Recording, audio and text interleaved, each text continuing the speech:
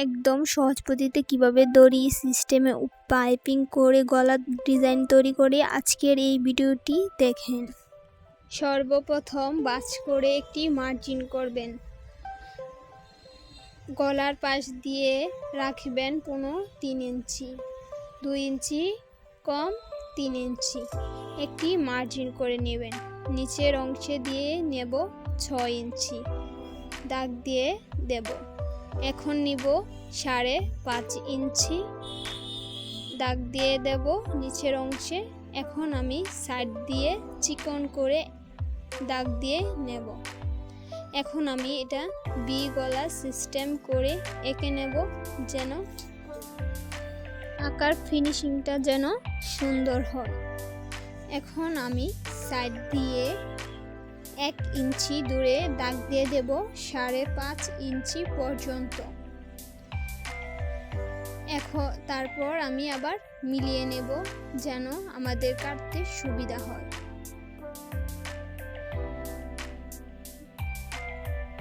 সুন্দর করে মিলিয়ে নিচ্ছি। এখন আমি কাটিং করব। মাছের অংশ আগে কেটে বাদ দিয়ে ঘুরিয়ে কেটে নেব নিচের অংশ পর্যন্ত। তারপর আবার সাইডের অংশ কাটবো।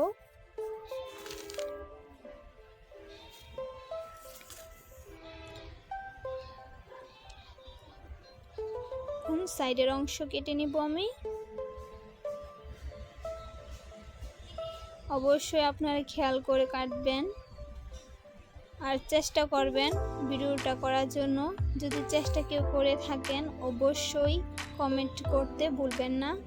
এখন আমি বাড়তি অংশ কেটে নেব। তারপরে আমি যে কাপড়টার অংশে বসাবো সেই কাপড়টা সুন্দর করে সামনের অংশ কেটে নিচ্ছি। কাপড়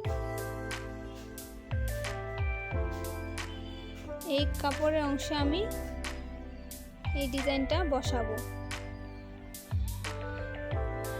এখানে 2 পার্ট আছে, সামনে একটা পিছনে একটা।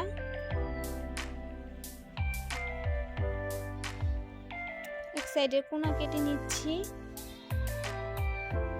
এখন আমি যে কাপড় দিয়ে ভিতরে পাইপিংটা সেট করব সেই কাপড়টা কেটে নিচ্ছি।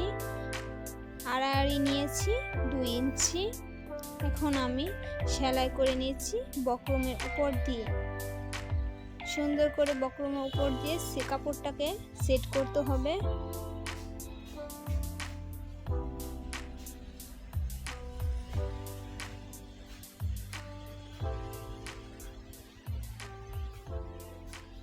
দেখেন কিভাবে দিচ্ছি।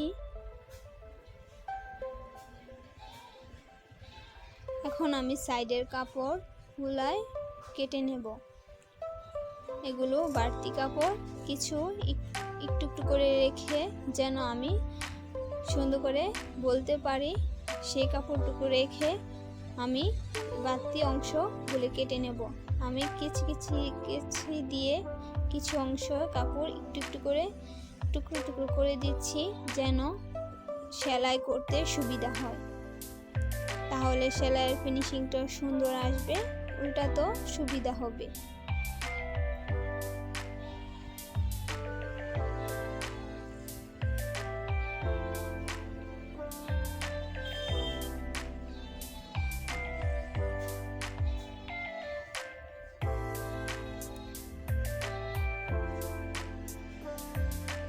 আমি যেইভাবে দেখাচ্ছি এভাবে যদি লক্ষ্য করেন অবশ্যই আপনারটা সুন্দরভাবে হবে।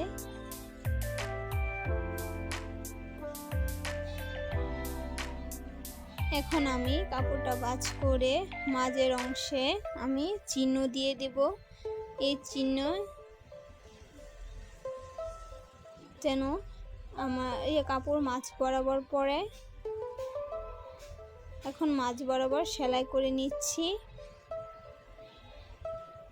এখন যে সেলাইটা দিচ্ছি সেটা যেন বক্রমের উপর দিয়ে না হয়। বক্রমের যদি উপরে চিহ্নের সেলাই হয়ে থাকে তাহলে কিন্তু ফিনিশিংটা আসবে না, কাপড় উল্টাতে পারবেন না, গলা দেখতে সুন্দর দেখাবে না। চেষ্টা করবেন বক্রমের নিচ দিয়ে সেলাইটা দেওয়ার জন্য। এখন আমি ভিতরের অংশে কাপড়টা কেটে একদম নিচের অংশে কেটে নিচ্ছি। দেখবেন যে যেন সেলাই কেটে না যায়। এখন আমি কেচি দিয়ে আবার সেই সুন্দর করে কেটে নিচ্ছি যেন উল্টাতে সুবিধা হয়। দেখুন আমি কিভাবে উল্টাচ্ছি, লক্ষ্য করুন। আমি যে পাইপিং দেওয়ার জন্য যে 2 ইঞ্চি কাপড় কেটেছিলাম, মাঝ বরাবর একটু হাত দিয়ে ডলে ফিনিশিং করে নেবেন।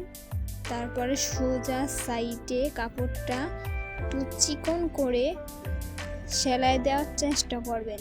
যদি এটা মোটা করে সেলাই দেন তাহলে এটা দেখতে সুন্দর হবে না। যদি চিকন করে দেন তাহলে 2 বর্ডারে দেখতে অনেক সুন্দর দেখাবে। তাই বলছি একটু আস্তে আস্তে করবেন, কিন্তু চিকন করে দেওয়ার চেষ্টা করবেন। এই কাপড়টাকে আবার আমরা উল্টে নেব। যে পাইপিংটা রেখেছি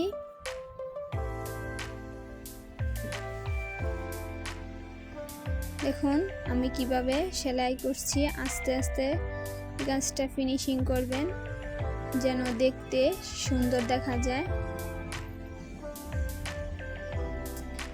আমার গলার কাজ প্রায় শেষ হয়ে গেছে। আপনারা চাইলে এটাতে গুতামও ইউজ করতে পারেন। দেখেন আমি কিভাবে চিকনভাবে ফিনিশিংটা দিয়েছি। এখন মাঝে দিয়ে সেলাই করে নেব, চাপ সেলাই দেব।